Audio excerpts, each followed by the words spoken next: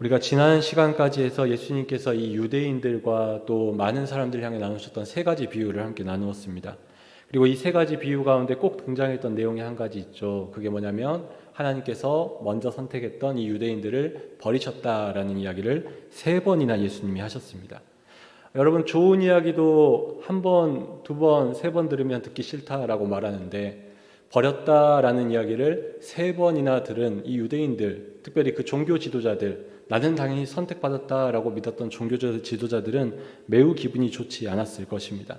그러한 증거가 어디서 나타나냐면 오늘 본문 이 말씀에서 나타나고 있습니다. 15절 말씀을 보면요, 그들 가운데 있는 바리새인들이 모여서 회의를 하기 시작합니다.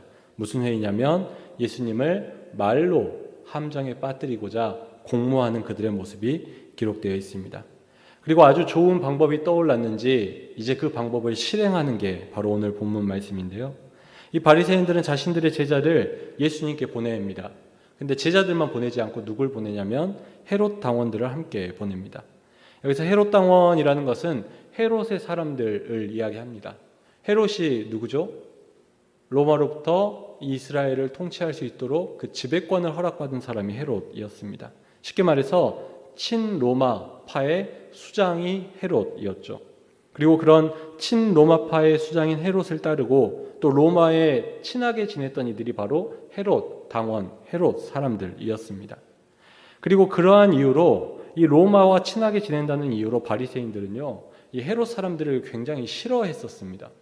그런데 이상하죠. 그렇게 싫어하는 헤롯 사람들을 자기 제자들과 함께 예수님한테 보내고 있는 것입니다. 특별한 목적이 있기 때문이죠.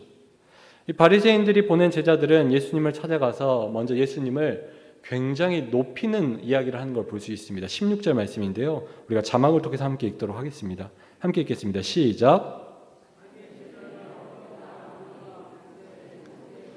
진리로 하나님의 도를 가르치시며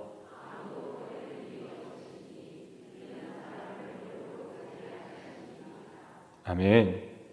하나도 마음에 없는 소리를 예수님께 와서 하고 있습니다. 예수님은 엄청나게 지켜 높여 세우고 있죠. 마음에도 없는 소리지만 이렇게 하는 이유가 있습니다. 일종의 수작인 것입니다. 무슨 수작이냐면 당신이 이렇게 위대한 사람이니 우리가 묻는 말에 당신의 대답을 듣고 싶습니다. 꼭 대답해 주십시오. 당신 뛰어난 사람이니까 옳은 대답을 주실 거라고 믿습니다. 라고 말하면서 예수님이 대답하지 않을 수 없는 상황, 이 거의 강요와 같은 예수님의 대답을 요구하는 상황을 만들고 맙니다. 그리고 나서 이제 제자들이 예수님께 묻죠. 17절 말씀입니다. 함께 읽겠습니다. 시작. 그러면 당신의 생각에는 어떠한지 우리에게 이르소서.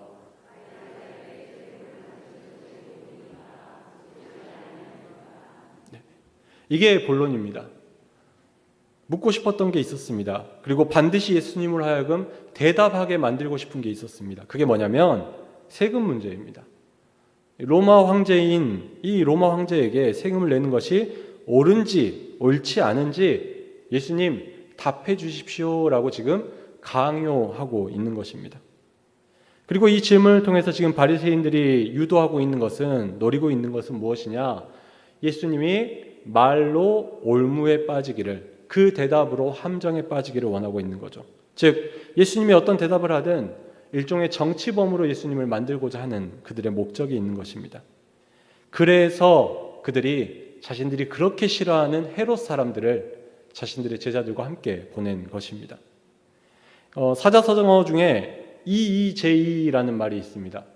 무슨 뜻인지 아시는 분도 계시겠지만 쉽게 말하면 오랑캐로 오랑캐를 제압한다라는 말입니다.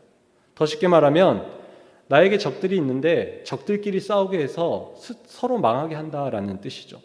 오늘 본문 말씀이 딱 이 상황인 겁니다. 내가 싫어하는 사람들끼리 싸워서 둘 다 망하든 둘 중에 하나가 망하든 어찌됐건 나는 이익을 본다라는 자세죠. 아주 효율적인 전략입니다. 지금 바리새인들이 이런 전략을 가지고 자신의 제자들로 하여금 헤롯 사람들과 함께 예수님께 가게 했고 또 예수님께 이렇게 질문하고 있는 것입니다. 이 세금에 대한 질문은 당시 아주 예민한 문제였습니다. 특히 유대인들에게는 아주 예민한 문제였습니다. 그리고 지금 예수님께 이러한 질문을 해서 예수님이 어떤 대답을 한다 할지라도 내야 된다, 내지 말아야 된다, 어떤 대답을 하더라도 예수님은 위험한 상황에 처할 수밖에 없는 그런 올무인 것입니다. 예를 들어서 황제에게 세금을 내야 된다라고 말하면 문제가 생깁니다. 왜냐하면 이건 당시에 그냥 사회적인 식민지인들의 억울함을 대변하는 반대의 말로서의 문제가 아니라 신앙과도 연결되어 있기 때문입니다. 당시에 사용되었던 그런 추정되고 있는 데나리온이라는 동전이 있는데요. 은화입니다. 그리고 이 동전에는 양면에 사람의 형상과 글이 기록되어 있습니다. 그리고 이러한 이유로 당시에 사용되던 이 데나리온은 유대인들에게 굉장히 불편한 존재였습니다. 당시에 사용되었을 것이다 라고 추정되는 그 데나리온의 그 사진이 있는데요. 화면을 통해서 한번 봐보겠습니다. 이 데나리온의 사진을 보면요, 방금 이야기한 것처럼 사람의 형상과 글이 기록되어 있습니다. 얼굴이 크게 있는 쪽이 있죠. 저 얼굴은 누구냐? 디베료 황제입니다. 황제의 얼굴이 그려져 있죠. 그리고 그쪽에는 이렇게 써져 있습니다. 신의 지존하신 아들 디베료 황제. 그리고 뒷면 반대편에는요, 이 디베료 황제의 아내 리비아의 좌상이 그려져 있습니다. 그리고 뭐라고 써져 있냐면 대제사장이라고 써져 있습니다.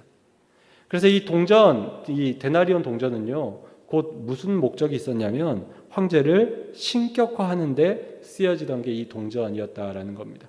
이 동전을 쓴다는 것 자체가 황제가 신이고 아내가 대제사장이라는 것을 일종의 암묵적으로 인정하는 태도가 되는 것이죠.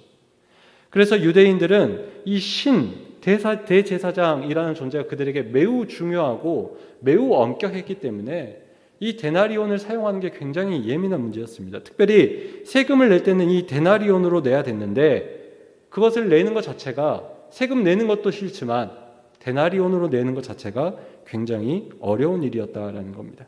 좀 심하게 말하면 엄격한 신앙인들에게는 이게 일종의 우상 숭배가 되었다라는 거죠. 그래서 예수님이 세금을 내라라고 말해버리면 무슨 문제가 됐느냐? 예수님 스스로 이 데나리온에 기록된 황제를 신과 같이 인정하는 것처럼 보여줄 수 있다라는 겁니다. 하나님이 보낸 선지자가 아니라 이제 사람을 위해 일하는 사람처럼 보여줄 수 있다라는 거죠. 그렇다면 그게 싫으니까 반대로 세금을 내지 말라라고 하면 무슨 문제가 생기냐? 아까 이야기하지 않았습니까? 헤롯 사람들이 지금 눈앞에 와 있습니다. 이 사람들은 헤롯하고 친하고요, 로마 사람들하고 친합니다. 이 사람들은 세금을 꼭 내야 된다라고 말하는 사람들입니다. 그 사람들 앞에서 세금 내면 안 된다라고 말하면 어떻게 될까요? 나라에 반하는 사람이 되겠죠. 로마에 반하는 사람이 됩니다. 고소당하고 이것을 알게 된 헤롯이 또 로마에서 알아서 예수님을 제거해 버리겠죠. 어떤 대답을 하든 예수님은 함정에 빠질 수밖에 없었고요. 어떤 대답을 하든 바리새인들이 원하는 대로 예수님은 망하게 되는 결과를 가지고 오는 상황 가운데 있게 됐다라는 겁니다.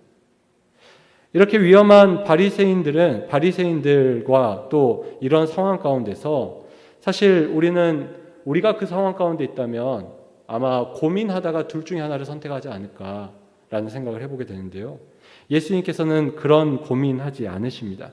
예수님께서는 이런 사람들의 악함을 다 아셨기 때문에 18절에 이렇게 말씀하시죠. 외식하는 자들아 어찌하여 나를 시험하느냐라고 말씀합니다. 먼저 그들이 외식하고 있다라는 걸 분명히 이야기합니다. 그들이 예수님을 높이고 찬양하고 인정하는 게 외식이다라는 걸 알고 계시죠. 더 나아가서 그 질문을 통해 시험하고 있다라는 것도 예수님은 분명히 알고 계셨습니다. 그래서 이렇게 이야기하고 있는 것입니다. 그리고 예수님께서 최종적으로 그들에게 이 문제에 대한 답변을 하시죠. 21절 말씀인데요. 우리가 자막을 통해서 한 번 더 읽도록 하겠습니다. 시작.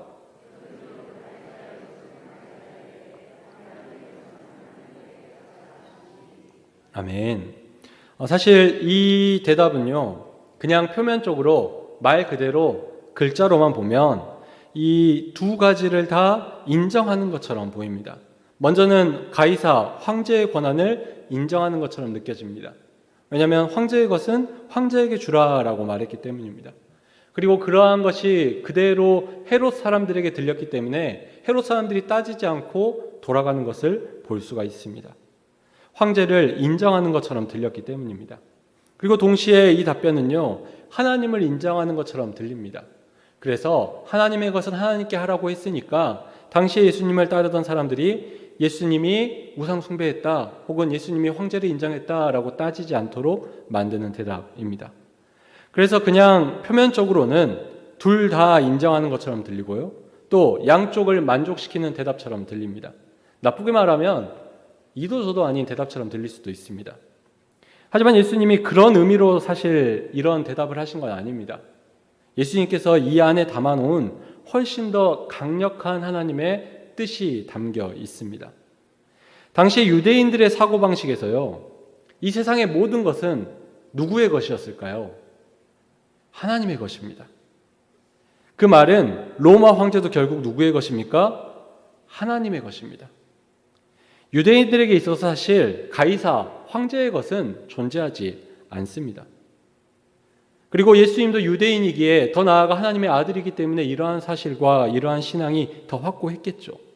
따라서 이 말씀은 예수님께서 원래 하고자 했던 의미가 있다라는 겁니다. 무슨 말이냐면 원래 예수님이 하고 싶은 말은 이겁니다.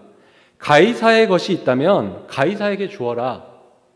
하지만 모든 것이 다 하나님의 것인지 너희가 알고 있기 때문에 하나님의 것은 하나님께 내라라는 말씀인 것입니다. 즉 지금 이 말씀은 무슨 말씀이냐면요, 유대인들에게 이렇게 말하는 겁니다. 야, 너희들 가이사와 하나님 사이에서 줄타게 하지 말아라.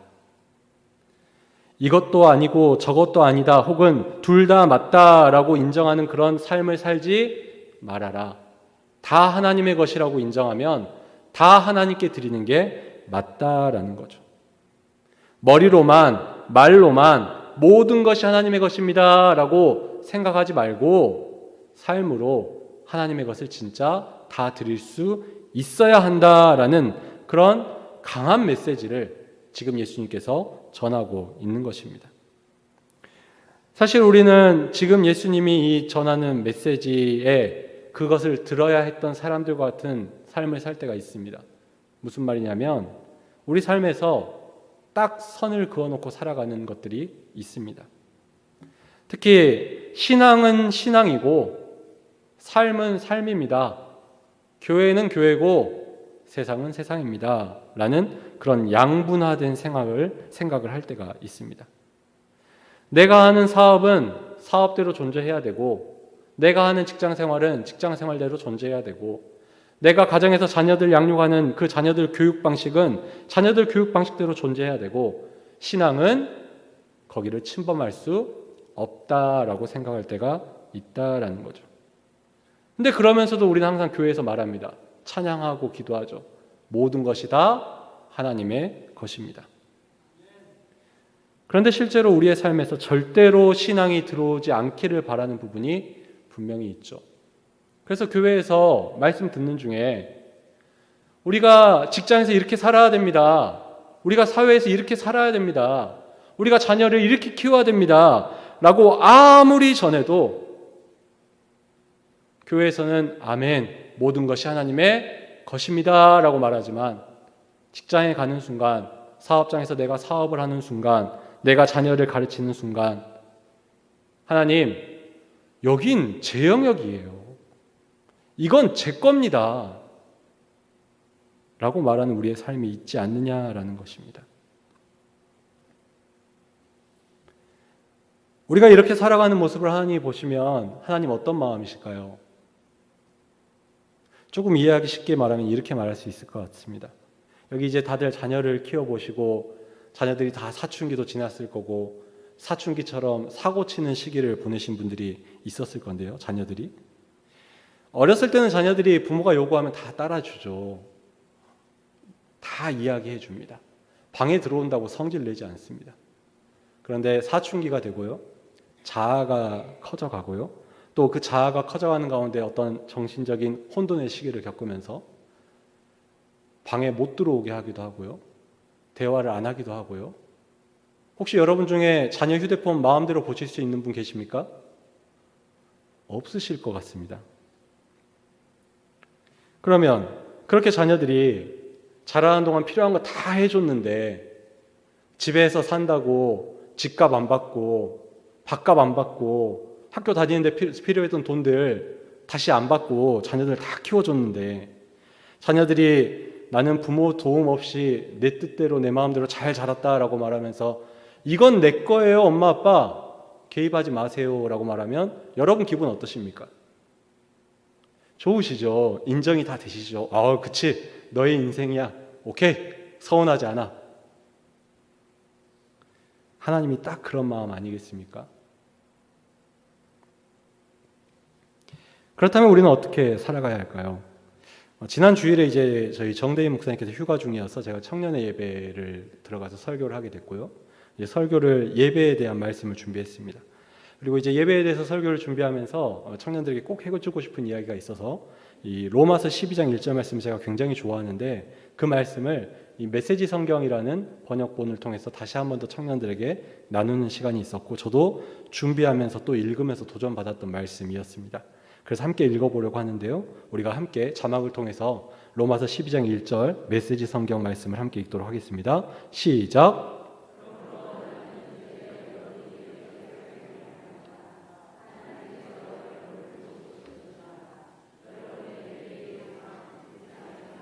자고 먹고 일하고 노는 모든 삶을 하나님께 헌물로 드리십시오.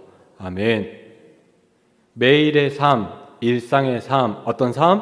자고 먹고 일하고 노는 삶까지도 하나님께 드리는 헌물이 되어야 된다. 그게 예배의 삶이다라고 바울이 이야기하고 있습니다. 바울은 우리의 모든 것이 다 헌물이 되어야 된다라고 이야기하고 있습니다. 모든 것이 하나님의 것임을 인정한다면 하나님께 모든 것을 드리는 게 맞다라는 거죠. 그래서 바라기는 지금 여러분이 또 제가 우리의 삶 가운데 하나님께서 아무리 말씀하시고 하나님께서 아무리 일하려고 하셔도 딱 선 그어놓고 못하게 했던 일이 있다면 딱 선 그어놓고 거절했던 일이 있다면 그런 부분이 있다면 그 선을 지우시길 바랍니다. 거기까지도 하나님께 내어주실 수 있기를 간절히 소원합니다. 다 하나님의 것이라고 생각으로만 말로만 고백하지 않으시길 바랍니다. 생각하는 것은 드리는 게 아닙니다. 여러분 5월 달에 종합소득세 내셨죠. 또 우리나라에서 지내면서 세금을 내시죠. 왜냐하면 대한민국 국민은 납세의 의무가 있기 때문입니다. 여러분 혹시 세금고지서 받았는데 세금고지서가 왔네? 세금 내야지? 라고 생각하면 세금 낸 겁니까? 세금고지서가 와서 남편이 아내에게 세금 내야 돼. 그러니까 아내가 세금 낼게요 라고 했습니다. 세금 낸 겁니까? 세금을 내야겠다고 수백 번 수천 번 생각해도 내지 않으면 세금 안 된 겁니다. 세금 내야지라고 수백 번 수천 번 말해도 세금 내지 않으면 세금 안 낸 겁니다. 세금 안 내면 큰일 납니다. 마찬가지죠. 코로나 지나면서 교회 안에서 한국 교회 안에서 굉장히 유명해진 찬양이 하나 있습니다. 은혜라는 찬양입니다. 여러분도 아마 가사를 조금이라도 아실 텐데요. 이 은혜라는 찬양의 고백은 이거죠. 우리가 얻은 모든 것이 다 하나님의 은혜다라고 우리가 이 찬양 가운데 고백을 합니다. 찬양을 통해서 우리가 이렇게 하나님이 모든 것을 주셨다라고 고백을 하죠. 또 얼마 전에 항존직 선거를 마쳤습니다. 죄송하지만 당선되신 분들 중에 이게 하나님의 은혜가 아니다라고 고백하시는 분 계십니까? 다 은혜라고 고백하시죠. 또 지금 여기 앉아 계신 항존직 분들도 다 자신이 능력이 있어서 항존직 됐다고 여기지 않으시잖아요. 다들 은혜로 되셨다고 고백하지 않습니까? 목사인 저도 은혜로 됐다고 후배들한테 고백합니다. 더불어서 과거의 삶 가운데 큰 질병을 겪었다가 하나님의 은혜로 건강해지신 분도 있을 테고요. 하나님이 은혜 주셔서 정말 힘들게 자녀를 낳은 분도 계실 테고요. 자녀가 겪던 어떤 문제가 하나님의 은혜로 잘 해결되신 분도 분명히 계실 겁니다. 우리가 결국 우리의 삶이 다 하나님의 은혜라고 고백하고 있지 않습니까? 생각하고 있지 않습니까? 근데 왜 생각만 하고 고백만 하고 있어야 할까요? 오늘 하나님은 우리한테 요구하고 있습니다. 하나님의 것은 하나님께 드려야 한다라고 고백하고 있습니다. 그래서 말하기는 생각만 하는 그리스도인 되지 않기를 바랍니다. 말만 하는 그리스도인 되지 않기를 바랍니다. 찬양만 하는 그리스도인 되지 않기를 바랍니다. 우리의 삶이 진짜 그렇게 변하기를 소원합니다. 그래서 오늘 예수님께서 말씀하신 대로 하나님의 것은 하나님께 드리는 저와 여러분, 우리 금호교회 되기를 간절히 소원합니다.